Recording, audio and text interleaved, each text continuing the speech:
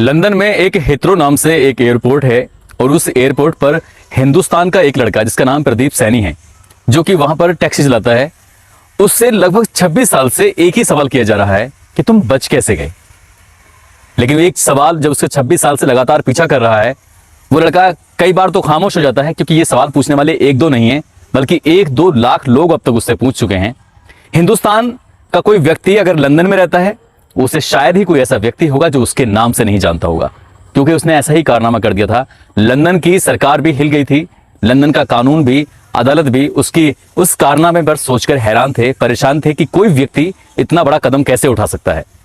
आज की कहानी वाकई हैरान करने वाली है, सोचने पर मजबूर करने वाली है कि कई बार इंसान जब विपरीत परिस्थितियों में घिर जाता है, परेशानी में घिर जाता है, चाहे वो खान पान की हो, चाहे वो करियर की हो, तो फिर वो कुछ भी कदम उठाने को तैयार हो जाता है। आज की कहानी में 2 सगे भाई ऐसे होते हैं जिन्होंने ऐसा कदम उठाया था जिसकी गूंज पूरी दुनिया में फैल जाती है। आदाब, नमस्कार, सत श्री अकाल, मैं उस्मान सैफी। आज की जो सच्ची घटना मैं आपको सुनाने जा रहा हूं, ये सच्ची घटना है हिंदुस्तान और ब्रिटिश की। दरअसल अक्टूबर 1996 की बात है। एक दिल्ली एयरपोर्ट यानी कि इंदिरा गांधी इंटरनेशनल एयरपोर्ट से एक हवाई जहाज ब्रिटिश एयरवेज उड़कर जब सीधा लंदन पहुंचता है, वहां के जो एयरपोर्ट होता है हिथ्रो एयरपोर्ट, वहां पहुंचता है। जैसे ही वो लैंडिंग करता है, तभी उसमें लगेज, सामान, जो बैग होते हैं यात्रियों के, उस बैग को लेने के लिए एक गाड़ी आती है। गाड़ी में बैठे हुए 2 लोग थे, एक गाड़ी को ड्राइव कर रहा है और दूसरा साथ जाता है उसके। जैसे ही वो उस हवाई जहाज के करीब पहुंचते हैं तो थोड़ा अंधेरा था और अंधेरे में ही उन्हें एक चीज थी जो कुछ अलग दिखाई दे रही थी। उस अलग सी चीज को जो उसके पास जाकर देखते हैं तो एक व्यक्ति है जो बहुत ज्यादा कपकपा रहा है, वो पूरी तरह से बर्फ से ढका हुआ है, यानी कि वो जम चुका है। बस इसी बात की सूचना तुरंत ही वो तत्काल प्रभाव से एयरपोर्ट के जो कानून व्यवस्था देख रहे थे, प्रशासनिक व्यवस्था देख रहे थे, उनको सूचना दी जाती है। वो तुरंत मौके पर पहुंचते हैं और वहां जाकर उस व्यक्ति को देखते हैं तो उसकी सांसें चल रही हैं। ऐसा लग रहा था वो जीना तो चाहता है, लेकिन शरीर उसका पूरी तरह से जवाब दे चुका है। शायद वो बच ना पाए, लेकिन आनन फानन ही उसको उपचार के लिए एक हॉस्पिटल लेके जाया जाता है। उसका उपचार शुरू हो जाता है। 1-2 घंटे नहीं, 1-2 दिन गुजर जाते हैं, लेकिन उसका कोई अता पता नहीं था कि वो बचेगा या नहीं बचेगा। सिर्फ सांसें थीं जो धीरे धीरे चल रही थीं।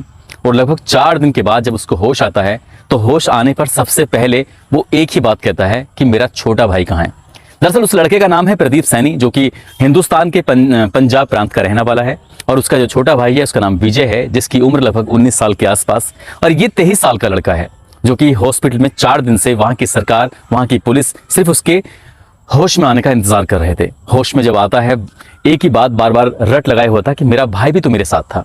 उससे पूछा जाता है कि तुम कहां से आए हो, क्या मामला है। जो उससे बातचीत की जाती है, हिंदुस्तान के ऑफिसर्स का सहारा लिया जाता है। वो सिर्फ हिंदी में बात कर रहा था और वहां के लोग अंग्रेजी बोलते हैं या उनकी जो मूलतः भाषा होती है वो बोल रहे थे।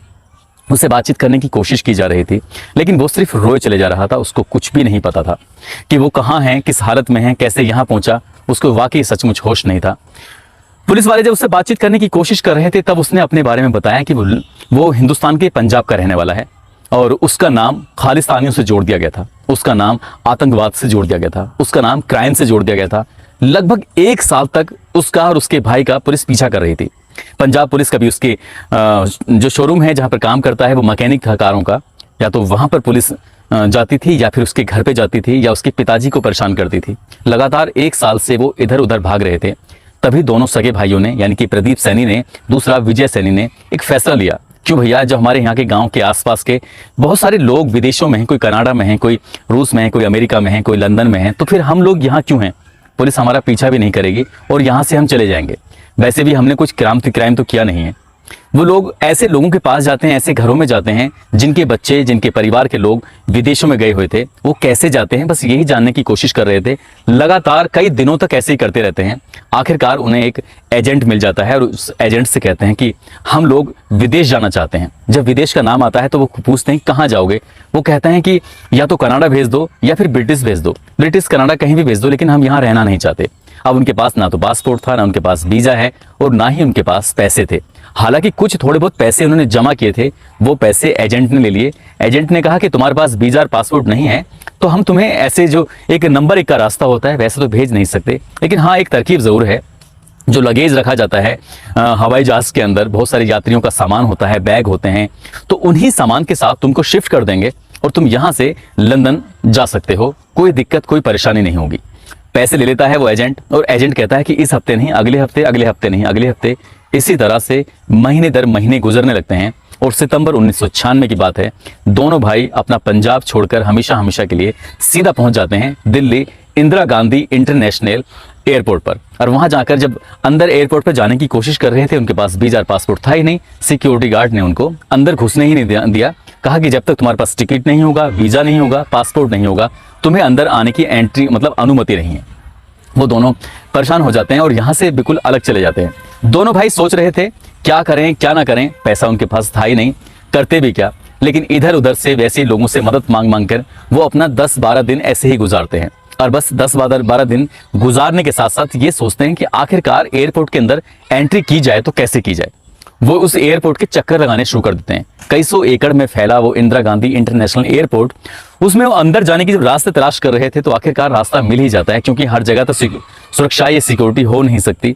तो वो एक ऐसी बहुत दूर ऐसी जगह पहुंच जाते हैं जहां से एयरपोर्ट पर आना आसान हो जाता है। वहां कोई सुरक्षा नहीं थी और वहां से अंदर एंट्री करने के बाद फिर वो धीरे धीरे वहां उस जगह जाने की कोशिश करते हैं जहां से हवाई जहाज लैंडिंग करते थे, उड़ते थे।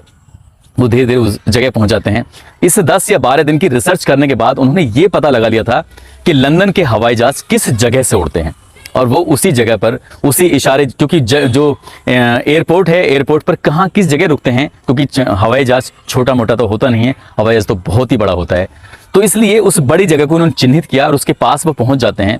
और ऐसे ही अक्टूबर का महीना आ जाता है। अक्टूबर का महीना था, रात के समय की बात है, और एक हवाई जहाज जो कि लंदन की ओर उड़ने के लिए तैयार हो चुका था। बस जब सब कुछ उसको हरी झंडी मिलने वाली है, सारी तैयारियां कंप्लीट हो चुकी हैं, तभी वो लोग सुरक्षा गार्ड को धता बताते हुए सीधे उस हवाई जहाज के बहुत नजदीक पहुंच जाते हैं। और जब हवाई जहाज वो उड़ने वाला होता है तो दोनों ही भाई ये तैयारी करते हैं, कहते हैं कि हम लोगों को लैंडिंग गियर के पास जाकर बैठना है। लैंडिंग गियर जो हवाई जहाज के पहिए होते हैं पिछले वाले, उन पहियों को अंदर करने के बाद भी इतनी जगह रह जाती है कि एक आदमी आराम से बैठ सकता है। और दोनों भाइयों ने ऐसी ही जगह जो जहां दोनों पहिए थे, एक पहिए पे बड़ा भाई बैठ जाता है उसके, और दूसरे पहिए के पास बैठ जाता है छोटा भाई। और वो हवाई जहाज जब अपनी रफ्तार पर आता है, उड़ने लगता है, तो जाहिर सी बात है, सोचने वाली बात है कि वो लगभग 700-800 किलोमीटर प्रति घंटे की रफ्तार से कोई हवाई जहाज अगर दौड़े तो अच्छे अच्छे लोगों की हालत खराब हो सकती है। दोनों भाई बैठ जाते हैं और आपस में बातचीत करने की भी कोशिश करते हैं। कहते हैं भैया तुम ठीक हो, बैठे हो, कोई दिक्कत तो नहीं, कोई परेशानी तो नहीं है। जब आपस में बातचीत करते हैं तो वो खुश हो रहे थे, उन्हें लग रहा था कि उनकी मंजिल बहुत करीब में है, अब वो सीधा लंदन ही पहुंचने वाले हैं। लेकिन जैसे ही हवाई जहाज अब अपनी रफ्तार पर था तो बहुत जोर का शोर होने लगता है, आवाज होने लगती है। जैसे जैसे हवाई जहाज ऊंचाई पर जा रहा था वैसे वैसे ऑक्सीजन का लेवल भी कम होता चला जा रहा था। ऐसी कंडीशन में जब ऑक्सीजन ही नहीं मिलेगी आदमी को तो जाहिर सी बात है उसका बचना मुश्किल नहीं, मतलब नामुमकिन हो जाएगा।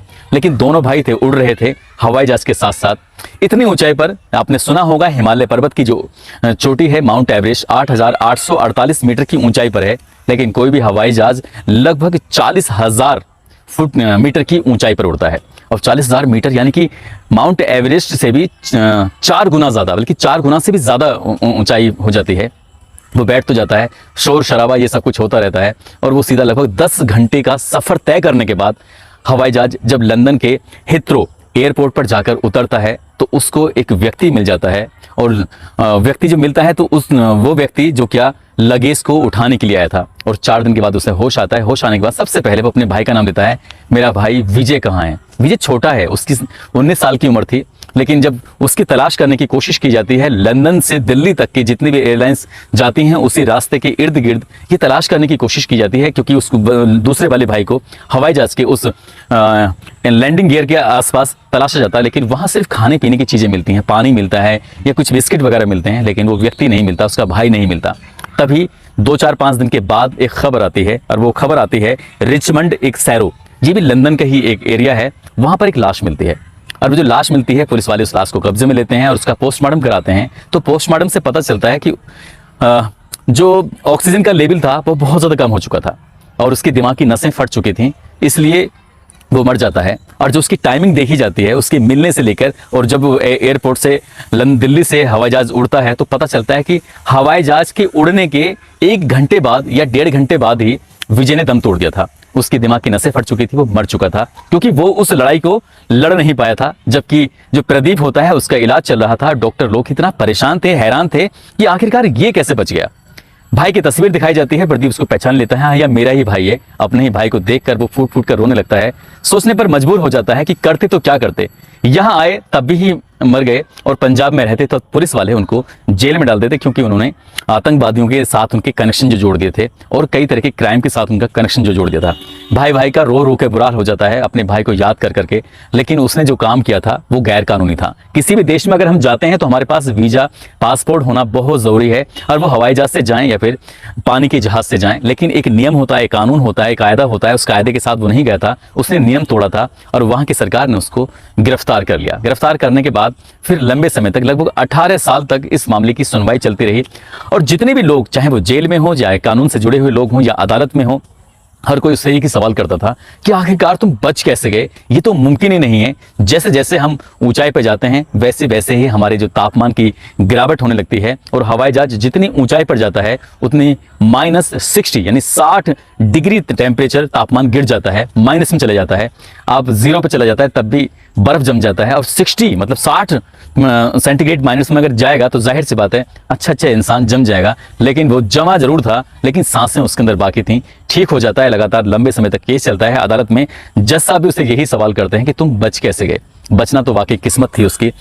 डॉक्टर लोगों ने जब उसके बारे में रिसर्च किया, उसकी बॉडी को लेकर जो साइंटिफिक रीजन तलाशने की कोशिश की, तो उससे पता चलता है कि जैसे वो हवाई जहाज के अंदर बैठा था, लैंडिंग गियर के अंदर छुपा हुआ बैठा था, तो पता चलता है कि उसकी बॉडी ने काम करना बंद ही कर दिया था। ऐसा समझ लीजिएगा जैसे क्या वो मर चुका था, जिंदा नहीं था, एक लाश के रूप में वो उड़ा था। और जैसे लाश के रूप में उड़ा था, उसके कान, उसके नाक, ये जो अक्सर होता है कि जब हम ऊंचाई पे जाते हैं तो हमारे कानों में सबसे ज्यादा दिक्कत होती है। उसके कान भी सुरक्षित थे, हालांकि उसको महसूस जरूर हुआ था कि जैसे उसके शरीर के हिस्से अलग फट रहे हैं, बहुत तेजी के साथ हवा चल रही है। लेकिन उसकी जो प्रतिरोधक क्षमता थी, उससे लड़ाई लड़ने की, जो 40,000 मीटर की ऊंचाई पर सब चल रहा था, तो वो जीत जाता है। और जीतने के बाद, लेकिन वो पहली लड़ाई मौत से जीतता है, और दूसरी लड़ाई सन 2014 में लंदन की सरकार से जीत जाता है। सरकार वहां की उससे खुश होती है, कहती है कि तुमने वाकई गलत काम तो किया है, लेकिन बहुत बड़ी हिम्मत का काम किया है जो यहाँ तक पहुंचे, इसलिए हम तुम्हें अपने यहाँ की नागरिकता देते हैं, और तुम अपना जो काम हिंदुस्तान में मैकेनिक का काम करते थे, गाड़ी चलाने का काम करते थे, तुम यहाँ काम कर सकते हो। वो तब से वही लड़का प्रदीप सैनी अपने भाई को लेकर तो खैर बहुत ज्यादा परेशान रहता है, लेकिन अक्सर लोग उससे एयरपोर्ट पर जो टैक्सी चलाता है, लोग उससे पूछते हैं कि तुम बच कैसे गए थे। वो बच तो गया, और उसी बीच में उसकी शादी भी हो जाती है, 2 उसको बेटा पैदा हो जाते हैं, और वो अपनी वहीं की नागरिकता मिलने के बाद अपनी जिंदगी को वहीं गुजर बसर कर रहा है। आज शायद ही हिंदुस्तान ही नहीं बल्कि पूरी दुनिया का कोई ऐसा मुल्क हो, ऐसा कोई देश हो जो उस लड़के को उसके नाम से ना पहचानता हो। उसका एक फोटोग्राफ से जो अक्सर वायरल होता रहता है। साथ ही ये खबर तब ज्यादा सुर्खियों में आई थी जब तालिबानियों ने अफगानिस्तान पर पूरा कब्जा कर लिया था, और तालिबानी अपनी जान बचाने के लिए हवाई जहाज में बैठकर इधर उधर भागने की कोशिश कर रहे थे, और बड़ी संख्या में लोग इधर उधर चिपक जाते हैं, लटक जाते हैं। लेकिन जब हवाई जहाज अपनी पूरी रफ्तार पर आता है तो अधिकांश लोग मर जाते हैं, यानी कि कोई भी बच नहीं पाता है। दोस्तों, इस घटनाक्रम को सुनाने का उद्देश्य किसी को परेशान करना नहीं है, किसी का दिल दुखाना नहीं है, बल्कि आपको जागरूक करना है, आपको सचेत करना है। खासकर पुलिस के लिए एक संदेश है, एक मैसेज है। अगर किसी व्यक्ति ने कोई अपराध नहीं किया है तो बिना सोचे समझे, बिना जाने उसके पीछे ऐसा भी नहीं पड़ना चाहिए कि आदमी इतना मजबूर हो जाए अपना देश छोड़ने के लिए, वो भी ऐसा देश छोड़े कि पूरा इतिहास ही बन जाए। खासकर पंजाब पुलिस को इस बात पर थोड़ा ध्यान देना चाहिए था। जाते जाते जैसे रोज की तरह कुछ लोगों के जन्मदिन होते हैं, तो आज भी मैस्किंग है, राज पुरोहित इनका जन्मदिन है, शिवम वर्मा है, इनका भी जन्मदिन है, गौरव गुज्जर हैं, आज इनका भी जन्मदिन है, प्रभात सिंह अलीगंज से आज इनका भी जन्मदिन है। आप सभी को जन्मदिन की बहुत बहुत शुभकामनाएं। साथ ही वारिस गद्दी हैं, आज इनकी शादी की सालगिरह है। वारिस गद्दी जी, आपको शादी की सालगिरह की बहुत बहुत मुबारकबाद, बहुत बहुत शुभकामनाएं। साथ ही यूट्यूब पर लोगों ने कुछ नाम लिया है कि हमारा नाम जरूर लें किसी भी स्टोरी के साथ। तो अमृता शर्मा है, अभिषेक कुमार गौतम है, करण गौतम है, विकास नेगी है, सन्नी है, सादिक खान है इंग्लैंड से, आज इंग्लैंड की लंदन की ही खबर पढ़ रहे थे, विजय नेगी हैं, अंकुर हैं, कृष्णा दारजी हैं, राकेश मीणा हैं, निजाम अली हैं, रीता कुमारी हैं, शहनाबाज हैं, आशीष हैं, गरिमा ठाकुर हैं, धीरू यादव हैं, शाहरुख अली हैं, अंकित राजोरा हैं, फैताब आलम हैं, विशाल कश्यप हैं, रोहित पांचाल हैं जोधपुर से, निशान प्रवीण हैं, मीना हैं, प्रदीप कुमार हैं, रितिका श्रीवास्तव हैं, दीपक हैं हिसार से, और फेसबुक पर कमेंट करके अपील करने वाले कि हमारा नाम जरूर लीजिएगा, जिनमें रंजन है पटना से, लता नेगी हैं, जय है नेपाल से, सुनील कुमार है पटना से, साबिर मलिक बागपत से हैं, नीता सिंह दिल्ली से हैं, अंकुश सिंह दिल्ली से हैं, कमल सिंह पटेल प्रयागराज से हैं, ओम प्रकाश ओमकार सिंह बुलंदशहर से हैं, निसार खान दिल्ली से हैं, भूपेंद्र सिंह भिवाड़ी से हैं, नारायण सिंह लाला ठाकुर पीके सिंह हैं, श्री राम चौधरी राजस्थान से हैं, मंजू कानपुर से हैं, पवन तोमर हैप्पी सिंह मोगा पंजाब से हैं, और विक्रम शाहजहानपुर से हैं, मुकेश कुमार मनीष मुजफ्फरनगर से, लाला राम गुज्जर, अमन तिवारी युद्धवीर यादव शाहजहांपुर से, योगेश कुमार गुरुग्राम से। आप सभी का दिल की गहराइयों से शुक्रिया, बहुत बहुत आभार। आप सब लोग अपना ख्याल रखें, सुरक्षित रहें। जय हिंद, जय भारत।